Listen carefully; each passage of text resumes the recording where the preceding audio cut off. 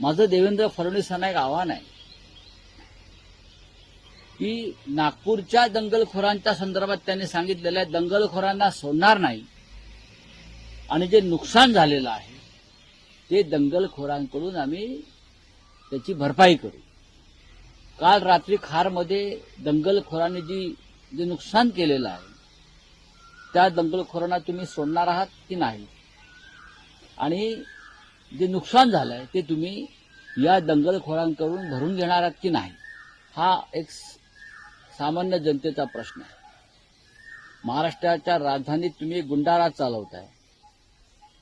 बरं, अशा प्रकारची गाणी निवडणूक काळामध्ये सगळ्यांवरच आलेली आहेत.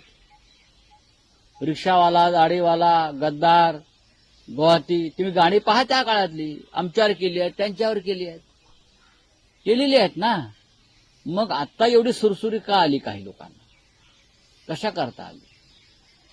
हे गाणं जे आहे त्यात कोणाचा उल्लेख नाहीये, कोणाचं नाव नाही. या गाण्यावरती काही लोक रात्री बेभानपणे नाचली बरं का, असं मी पाहिलं. लोक नाचतात, त्याचा राग आला का? मग दाढी काढा, तुम्ही दाढी काढा ना.